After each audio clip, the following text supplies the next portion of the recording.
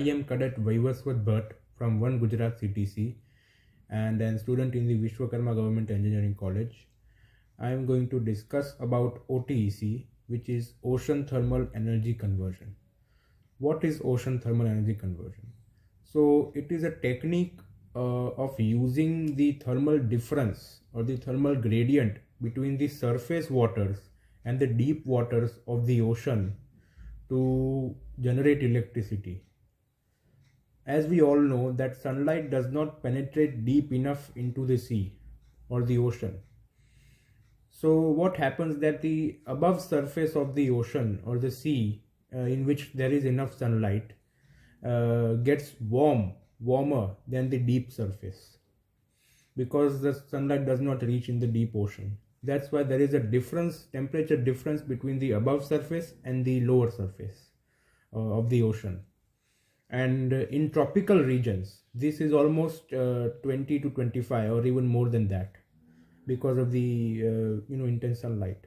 So in OTEC what happens that the above surface, the water from the above surface is pumped up into a chamber or an evaporator. In the evaporator there is a fluid which is having a very low boiling point. For example, let us take ammonia. So ammonia has a very low boiling point. So what happens that when that warm water is used in the evaporator, it kind of evaporates or converts the ammonia into gaseous form because of the heat, because of the warmness. So it converts it into the gaseous form, and the vapors of the ammonia are utilized for turning the turbine. Okay, so as soon as the turbine turns, the electricity is produced. It is a normal thing. So after that, what happens to those vapors? So those vapors are again transferred into another chamber where deep water from the deeper side of the ocean is pumped. So what happens that it acts as a condenser and condenses the entire the ammonia vapors into liquid. Then the same ammonia, liquid form of the ammonia is utilized again in the same cycle, and the same liquid ammonia is used for creating vapors, again turning the turbine, again liquefied, and the same cycle continues. So this is the OTEC normal explanation. There are many forms of it. Now, what are the requirements of OTEC that is needed for the entire cycle to continue, for the technique to work?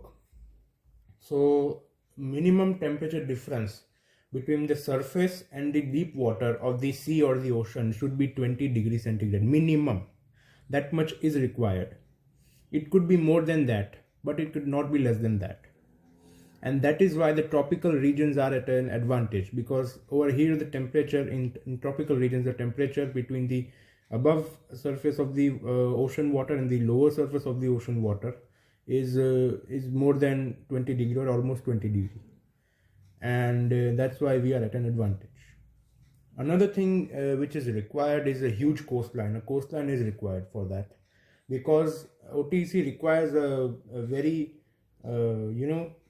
complicated network of pipes. Huge pipes are needed to be planted all across the coastline. Now moving on, are there any OTEC plants in world right now? Yes, there are. One of the most commendable ones are in Japan. Japan is using this technology since quite a time, and they are using it for generating their electricity. It's in Okinawa. It's also in somewhere else. I don't remember the name. And they are all monitored by the Saga University. Saga is a university in Japan. We too have a huge potential of using this technology for production of clean renewable energy.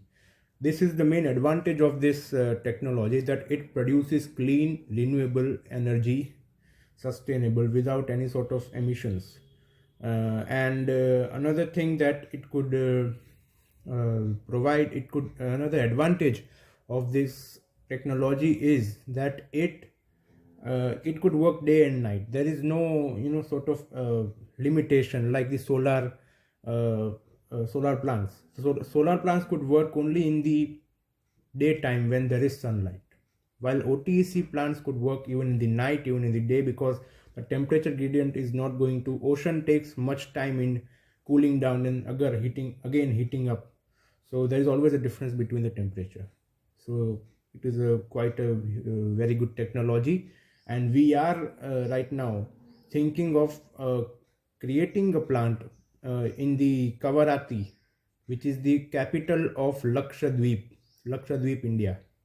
So we are thinking of doing that, but obviously it is in the national stage, still in the